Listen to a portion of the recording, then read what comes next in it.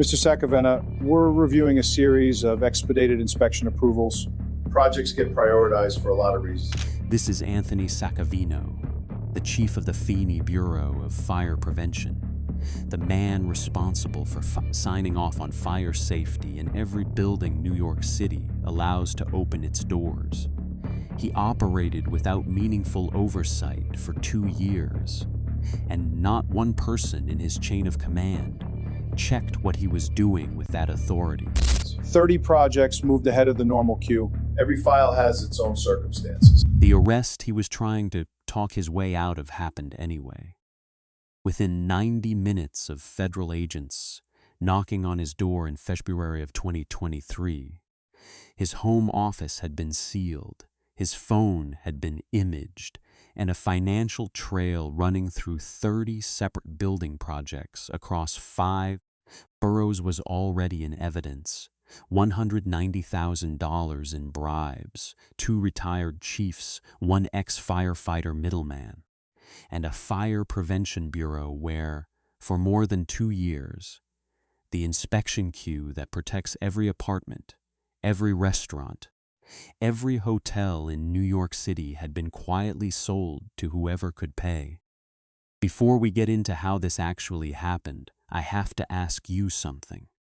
When you walk into a New York City restaurant, when you check into a Manhattan hotel, when you sign a lease on a new apartment, do you ever stop to think about the man who signed off on the sprinkler system, the alarm panel, the standpipe in the stairwell? Tell me in the comments, and if you're new here, hit subscribe. We cover the stories the local news won't touch every single week. Anthony Saccavino was born in 1964 in Bensonhurst, Brooklyn, the second of 3 sons in a household 3 blocks from the elevated tracks of the D train. His father drove a sanitation truck for the city of New York for 31 years.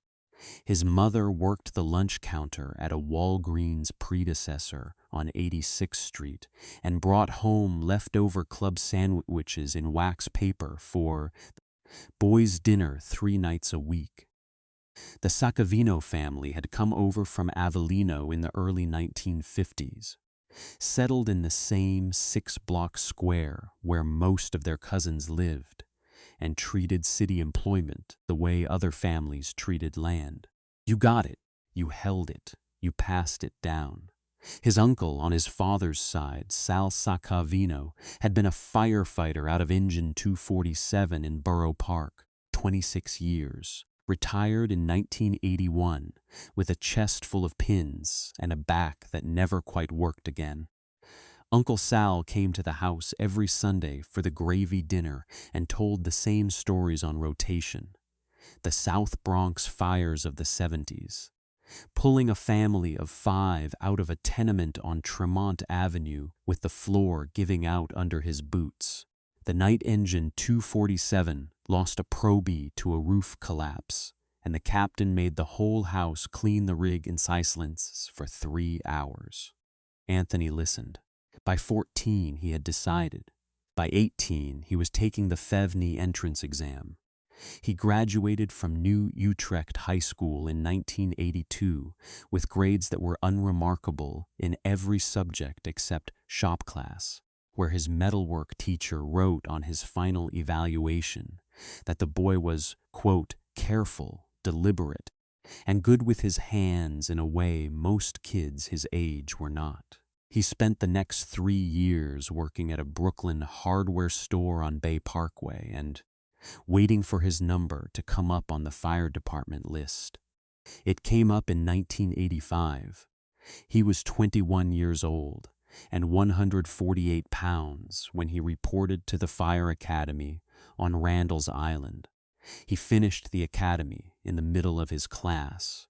His first house was Ladder 174 in East Flatbush.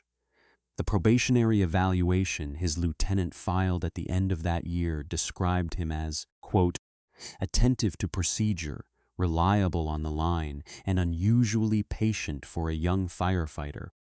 The kind of man you put on the slow, methodical work without worrying about it. That patience would end up defining his whole career. By 1989, he had married a woman named Christine Petruzzi from Diker Heights, daughter of a court officer at the Brooklyn Supreme Courthouse. They bought a two-family row house on 84th Street in Bay Ridge in 1991. They had two sons, Vincent and Michael, born in 1993 and 1995. From the outside, it was the cleanest Italian-American Brooklyn firefighter life you could draw on a napkin. He transferred laterally in 1996 from suppression to fire prevention, a move most line firefighters did not make voluntarily. Suppression was the glamorous side of the department, the engine and the ladder and the running into burning buildings. Prevention was paperwork, inspections, code review, reading blueprints in fluorescent-lit offices. But Anthony Saccavino was already thinking about the long career, the pension calculation, the second 20 years on his back. Prevention was where you went if you wanted to retire as a chief. He told his wife it was the smart play. He was right. Over the next 2 decades, he climbed every rung of the Bureau of Fire Prevention: inspector, senior inspector, lieutenant assigned to BFP, captain, battalion chief, deputy assistant chief. In 2018, he was named chief of the Bureau of Fire Prevention itself, the top of the unglamorous half of the department. The civil service salary that came with the title was $263,478 a year. He was, on paper, exactly the man the Saccavino family had spent 2 generations producing. To understand what he did next, you have to understand what the Bureau of Fire Prevention actually is. In the architecture of the FDNY, suppression gets the parades. Prevention gets the city, every commercial building, every residential tower, every restaurant, every hotel, every school, every house of worship that opens its doors to the public in New York requires sign-off from the Bureau of Fire Prevention on its fire safety and suppression systems, the sprinklers, the standpipes, the alarm panels, the smoke control, the egress. If BFP does not sign the paperwork, the building does not get its certificate of occupancy. If it does not get its certificate of occupancy, the developer is sitting on millions of dollars in completed construction that he is not legally allowed to lease. Demand for those inspections is enormous and constant. New York City is in a state of perpetual construction. The Bureau handles thousands of new filings every year, on top of recurring re-inspections, modifications, renewals, and complaint-driven reviews.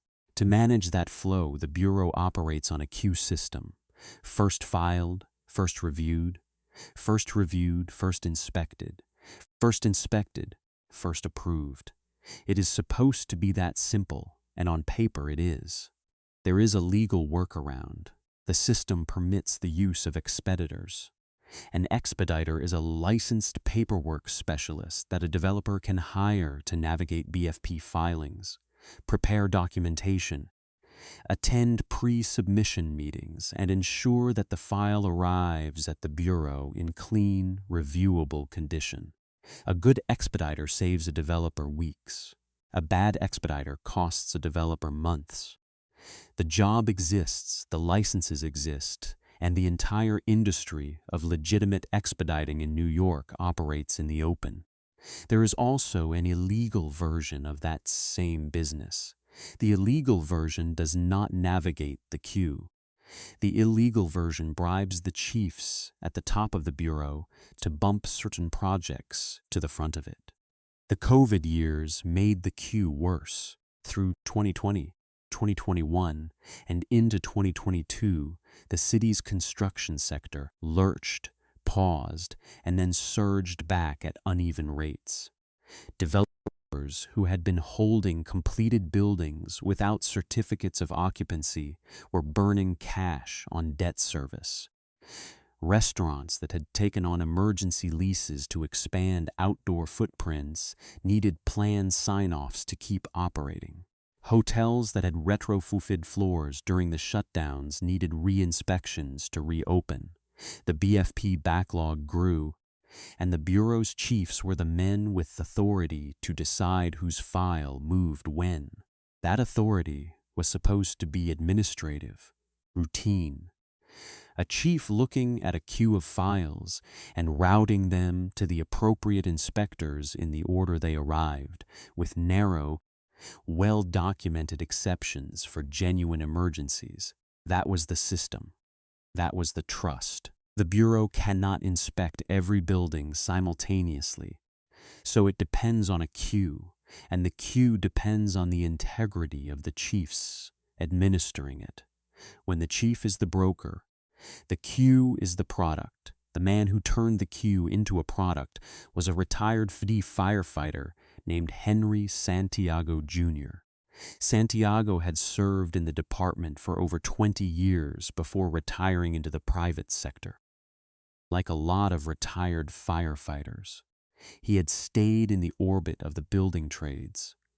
By 2021, he was running what he advertised as an expediting business: filing assistance, pre-submission consulting, project management for developers navigating the BFP queue.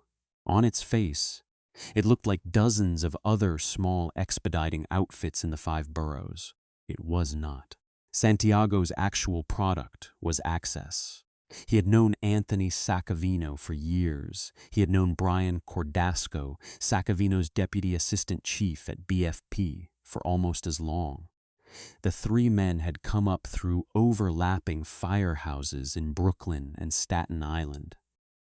They had stood at each other's promotion ceremonies. They had been to each other's children's weddings, and in 2021, with the COVID backlog at its worst, they came to an arrangement. The arrangement worked like this. A developer with a stuck file would hire Santiago's expediting business. Santiago would charge the developer above-market expediting fees. The developer would assume those fees were going toward legitimate filing assistance. A portion of those fees instead became cash payments to Saccavino and Cordasco. In exchange, the 2 chiefs would pull the developer's project out of the queue and route it for expedited review. The file moved, the certificate followed. The developer was happy, Santiago was paid, and the 2 chiefs at the top of the Bureau of Fire Prevention pocketed the cut. Over the period from 2021 through early 2023, the scheme moved at least $190,000 in bribes through Santiago into the hands of Saccavino and Cordasco. Saccavino's personal cut, federal prosecutors would later establish, was $57,000. Cordasco's personal cut was an identical $57,000. The remainder flowed to Santiago and to operating costs of the expediting business that served as the cover. It would have been a smaller dollar figure if the chiefs had moved 1 project, or 2, or 5. They did not. Across the period, Saccavino and Cordasco moved approximately 30 projects to the front of the Bureau's queue. Apartment buildings, restaurants, hotels, mixed-use developments in Manhattan, Brooklyn, and Queens.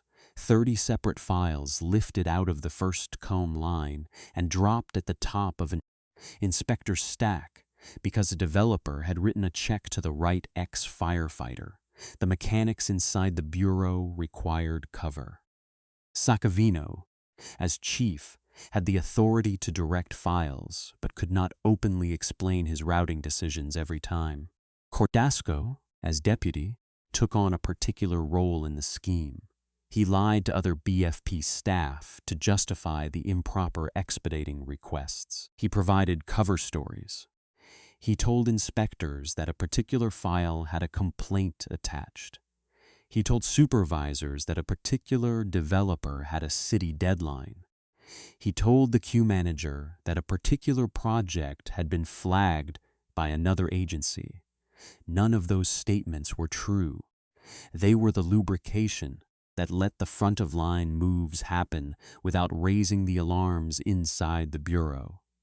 And for a long time they did not. Inspectors did the work in front of them. Supervisors trusted the chief and his deputy. The developers who were paying for expedited service did not know, and in some cases probably did not care, that the file movement they had paid for was illegal rather than merit-based. They had paid an expediter. The file had moved. From their seat, it looked like the legitimate version of the same transaction. The two chiefs, meanwhile, were drawing six-figure city salaries. Saccavino's annual base in this period was $263,478. Cordasco's annual base was $257,296. Each of them was, on paper, one of the most well-compensated administrative officials in the city's uniformed services. Each of them was, off the books, taking envelopes from a retired firefighter so that they could add another $57,000 to a personal balance sheet that did not need it.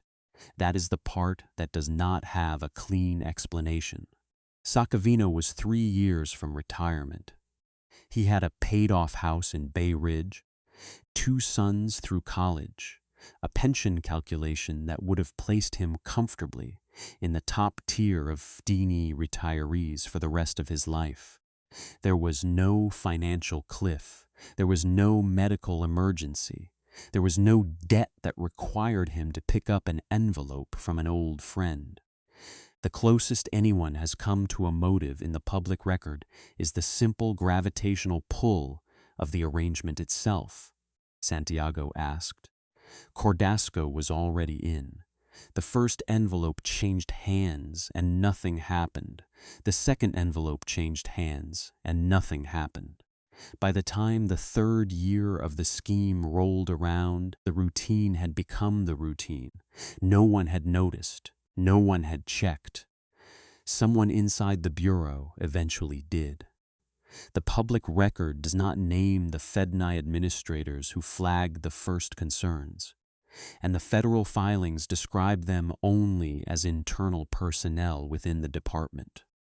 What is clear from the chronology is that by late 2022, observations had been made and reported up.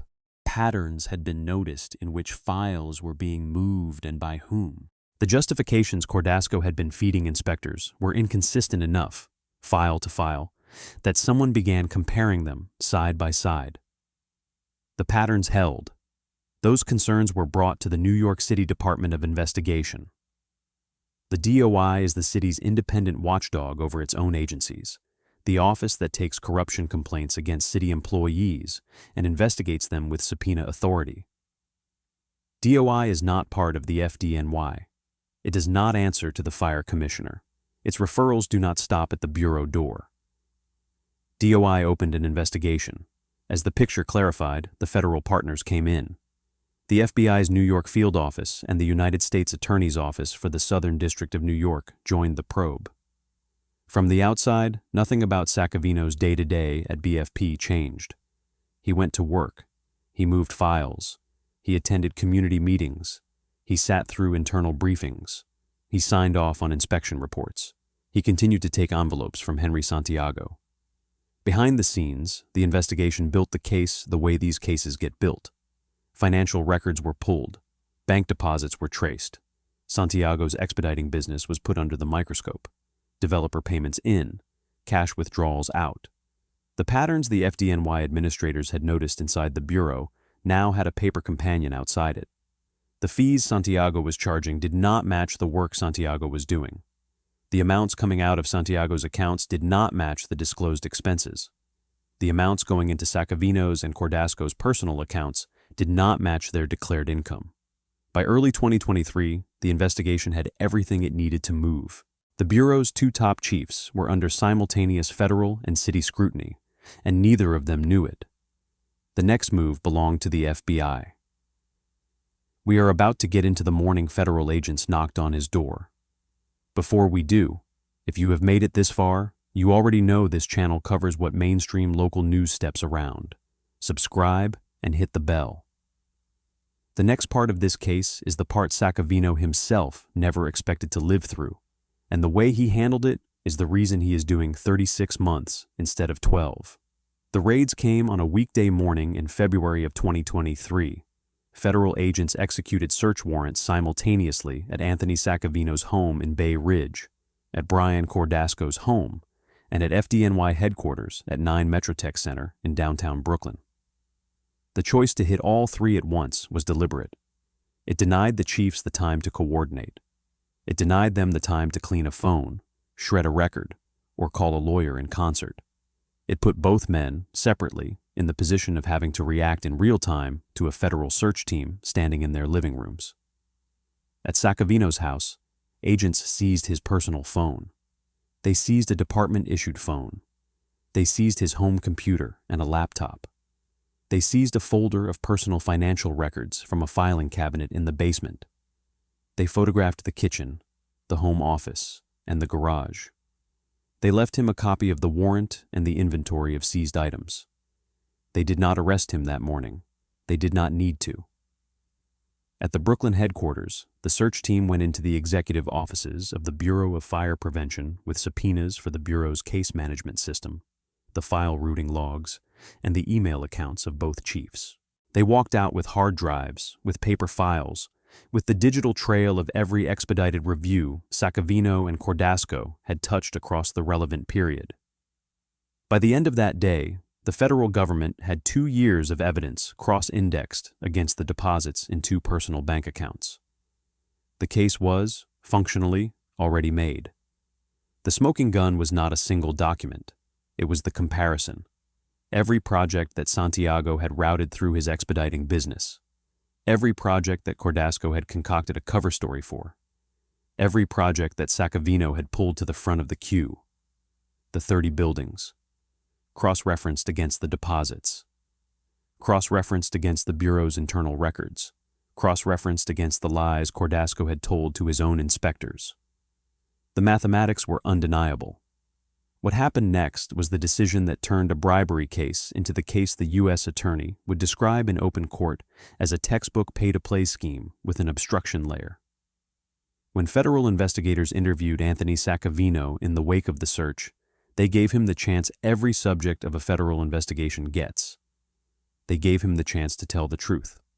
The investigators already had the records. They already had the deposits. They were not asking questions they did not know the answers to. They were measuring his account against the documentary record. Saccavino lied. He gave the FBI an account of his involvement in the Santiago expediting work that did not match the evidence in their hands. He minimized the volume of contact. He misrepresented the financial flow. He framed the Bureau's expedited reviews as routine administrative decisions rather than the product of a bribery arrangement. Cordasco, separately, did the same in his own interview. The lies did not buy them anything. The federal agents took the statements. They walked them back to their offices. They filed them. And when the indictment came down, the false statements counts were stapled to the bribery counts on the cover page. The Bureau's chief had been given the opportunity to tell the truth, and he had instead given federal investigators an untrue account of his own conduct. That account became its own federal crime. The moment that broke him came months later, in a conference room at the U.S. Attorney's Office in Lower Manhattan. He was sitting at a table across from 2 federal prosecutors and an FBI case agent. His lawyer was beside him. The prosecutors had laid out an exhibit binder on the table. The binder ran to several inches thick. It contained, in chronological order, the case the federal government had built against him over the prior 2 years. The lead prosecutor opened the binder to a tab in the middle and slid it across the table. Prosecutor: Mr. Saccavino, this is the deposit pattern in your account from August 2021 through December 2022. The entries highlighted in yellow are the dates that correlate with the project moves we have already discussed. Can you walk me through your characterization of these deposits? Saccavino looked at the page. He looked at his lawyer. He did not speak for several seconds. Saccavino: I am not sure I can characterize them differently than I did before. Prosecutor: Mr. Saccavino, your prior characterization was that these were repayments of personal loans you had extended to Mr. Santiago over the years. Is that still your testimony? His lawyer placed a hand on his forearm. Lawyer: Could we have a moment? They took a moment. They took several moments. When the conversation resumed, Saccavino's posture had changed. The hands that had been folded in front of him on the table were now in his lap. His shoulders had come forward. He was no longer looking at the prosecutor. He was looking at the binder. Saccavino: I do not want to keep going down the road I started. Prosecutor: Mr. Saccavino, are you indicating that the prior account you gave to investigators was not accurate? Saccavino: I am indicating that I would like to be more careful about what I say from this point forward. The prosecutor closed the binder. The FBI case agent did not write anything down. The lawyer asked for a recess. Those were not the last words spoken in the room, but they were, in a real sense, the last words Anthony Saccavino spoke as a man pretending he had not done what he had done. Within weeks, his attorneys had opened plea negotiations. The indictment had been returned by a federal grand jury in September of 2024. It charged Saccavino with conspiracy, with bribery offenses, and with false statements to federal investigators. It charged Brian Cordasco in parallel. It charged Henry Santiago Jr. The U.S. attorneys whose names would appear on the case across its life cycle were Damian Williams, who had returned the indictment, then Danielle Sassoon, who carried it through the change in administration, then Jay Clayton, who would oversee the sentencing phase. Brian Cordasco pleaded guilty in October 2024. His sentencing, in March of 2025, drew a term of 20 months in federal prison and a forfeiture order of $57,000, matching his personal cut. Anthony Saccavino pleaded guilty on January 29, 2025, in the federal courthouse in Manhattan. He stood before a judge of the United States District Court for the Southern District of New York, and he allocuted to the conspiracy count. He admitted that, while serving as chief of the FDNY Bureau of Fire Prevention, he had taken bribes from Henry Santiago Jr. in exchange for routing projects through expedited review. He admitted the dollar amount. He admitted the duration. He admitted the lies to federal investigators that had been folded into the indictment. His sentencing came on May 14, 2025. The courtroom was full. There were former FDNY colleagues in the gallery. There were members of the press. There were federal prosecutors. There was his wife, Christine, in the second row, and his two sons behind her. There was no group of victims to read impact statements because the victims of this particular case were structural. They were every developer who had filed honestly and waited their turn. They were every inspector inside BFP who had been lied to. They were every New Yorker who had walked into a building Saccavino had touched and assumed the sprinkler system above their head had been approved on the merits. The federal prosecutor stood and addressed the court. The phrase used in argument, and later repeated in the office's public statement, was that this had been a, quote, pay-to-play bribery scheme that compromised the integrity of New York City's fire safety inspection regime. The prosecutor asked the court to recognize the unique character of the betrayal. The defendant had not been an outside actor. He had been the chief himself. He had been the man the system had built to protect the integrity of the queue, and he had instead sold pieces of it. The defense attorney rose. The defense argued for leniency on the basis of Saccavino's decades of service, his lack of prior criminal history, his cooperation in the latter stages of the investigation, and his acceptance of responsibility through the guilty plea. The defense did not contest the facts. There were no facts left to contest. The judge spoke last. The court acknowledged the long career. The court acknowledged the family in the second row. The court acknowledged that Anthony Saccavino had, for the great majority of his life, been exactly the public servant the city had hired him to be. And then the court said, and the words are in the sentencing transcript, that the position of public trust the defendant had occupied carried with it a heightened obligation to honor the queue he was responsible for, and that the defendant had repeatedly, deliberately, and over a period of years chosen to dishonor that obligation for personal gain. The court said that the lies to federal investigators after the February 2023 search had aggravated the offense rather than mitigated it. The court said that a sentence calibrated to general deterrence was necessary because every administrator in every regulatory queue in the city needed to understand that the queue was not for sale. The sentence was 36 months in federal prison, a fine of $150,000, a forfeiture order of $57,000, matching the personal cut he had taken. The judge designated a low-security federal correctional facility for service of the term. Saccavino was permitted to self-surrender on a date set by the Bureau of Prisons. Henry Santiago Jr. pleaded guilty as well. The retired firefighter who had built the expediting business that paid the chiefs faced his own sentencing in the same courthouse. The Bureau of Fire Prevention continued operating. The queue continued moving. New chiefs were appointed. New protocols were put in place around the routing authority that Saccavino and Cordasco had exploited. The department issued a public statement about restoring trust. The mayor's office issued a statement. The Department of Investigation issued a statement. None of those statements changed the fact that for 2 years, between 2021 and 2023, the inspection regime that protects every building in New York had been a market with a price floor, and the chief at the top of that bureau had been the man selling shelf space. Anthony Saccavino reported to federal prison in the summer of 2025. He will be 64 years old when he comes home. This case was about a queue. The next one is about a man who turned a public trust into something worse, and the case on your screen right now will leave you wondering how it went uncaught as long as it did.